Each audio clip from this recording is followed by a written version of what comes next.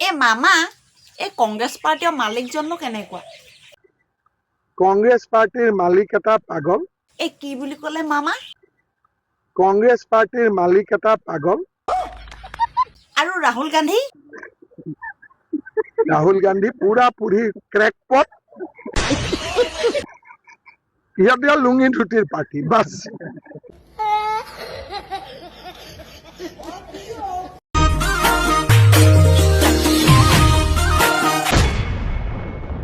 रोई रोई कहते की मैं चाहता हूं कि मैं देखूं, उसका ट्रांसलेशन देखूं।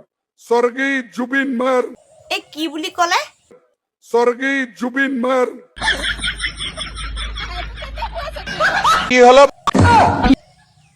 মামা কি কৈছে শুনক আকৌ।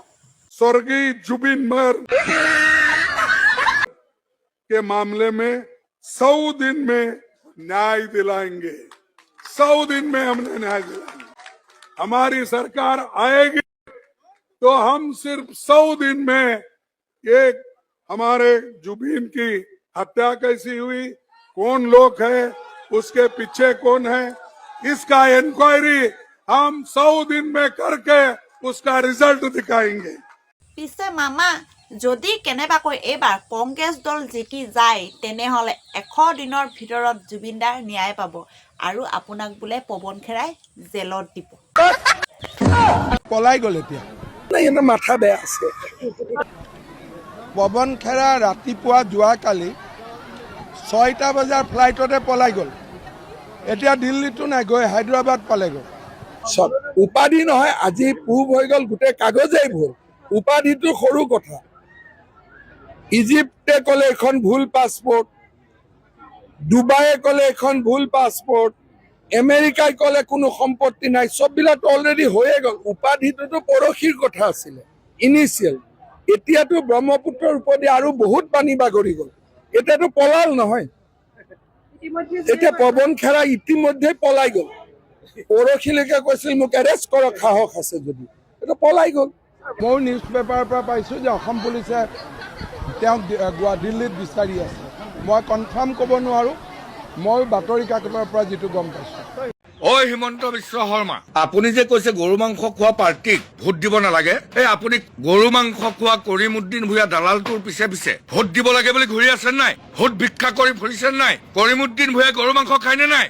এই ধৰণৰ ননচেন্স ফটুৱামি কাম আপুনি বন্ধ কৰক। অসমৰ মুখ্যমন্ত্ৰী হৈ যি ধৰণে সমগ্ৰ অসমীয়া জাতিটোক, অসমখনক হিন্দু মুছলমানৰ নামত ভাগ ভাগ কৰি 2024 নিৰ্বাচনৰ ভোট ল'ম বুলি ভাবিছে, তেতিয়াহ'লে মূৰ্খৰ স্বৰ্গত হিমন্ত বিশ্ব শৰ্মা আপুনি বাস কৰিছে। হিন্দু মুছলমানৰ নামত আপুনি ৰাজনীতি কৰি দিনে ৰাতিয়ে যি ধৰণে পাগলামি কৰি আছে অসমবাসী ৰাইজে দেখিছে, আৰু অসমৰ ৰাইজে তাৰ উত্তৰ 26 নিৰ্বাচনত দিব।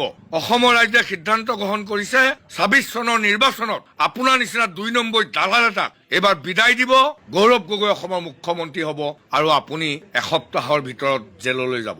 শ্ৰদ্ধাৰ অসমবাসী ৰাইজ, হিমন্ত বিশ্ব শৰ্মা ইতিমধ্যে পাগল হৈছে আৰু সমগ্ৰ পাগল হোৱাৰ যিবিলাক কাৰুকাৰ্য ইতিমধ্যে অসমৰ সৰ্বস্তৰৰ মানুহে দেখিবলৈ পাইছে। হিমন্ত বিশ্ব শৰ্মাই কৈছে যে গৰু মাংস খোৱা পাৰ্টিক ভোট দিব নালাগে। মই হিমন্ত বিশ্ব শৰ্মা আপোনাক ক'ব খুজিছো, আপুনি যে কৈছে গৰু মাংস খোৱা পাৰ্টিক ভোট দিব নালাগে, এই আপুনি গৰু মাংস খোৱা কৰিমুদ্দিন ভূঞা দালালটোৰ পিছে পিছে ভোট দিব লাগে বুলি ঘূৰি আছে নাই? হিমন্ত বিশ্ব শৰ্মা ডাঙৰীয়া, আপুনি অসমৰ মুখ্যমন্ত্ৰী হৈ যি ধৰণে সমগ্ৰ অসমীয়া জাতিটোক, অসমখনক হিন্দু মুছলমানৰ নামত ভাগ ভাগ কৰি 2024 নিৰ্বাচনৰ ভোট ল'ম বুলি ভাবিছে, তেতিয়াহ'লে মূৰ্খৰ স্বৰ্গত হিমন্ত বিশ্ব শৰ্মা আপুনি বাস কৰিছে। হিন্দু মুছলমানৰ নামত আপুনি ৰাজনীতি কৰি দিনে ৰাতিয়ে যি ধৰণে পাগলামি কৰি আছে অসমবাসী ৰাইজে দেখিছে, আৰু অসমৰ ৰাইজে তাৰ উত্তৰ 26 নিৰ্বাচনত দিব।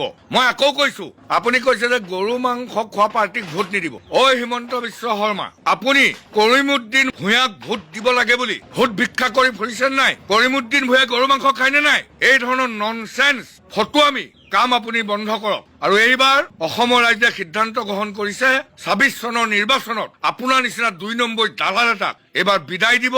সমগ্ৰ অসমৰ জনতাই বিজেপিক বিদায় দিব। বিৰোধীৰ নেতৃত্বত কংগ্ৰেছ ৰাইজৰ দল CPM, CPI জাতীয় পৰিষদৰ নেতৃত্বত চৰকাৰ হ'ব। গৌৰৱ গগৈ অসমৰ মুখ্যমন্ত্ৰী হ'ব আৰু আপুনি এসপ্তাহৰ ভিতৰত জেললৈ যাব। ধন্যবাদ।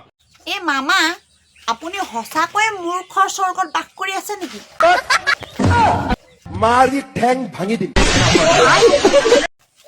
মামা এই কংগ্ৰেছ পাৰ্টীৰ মালিকজননো কেনেকুৱা?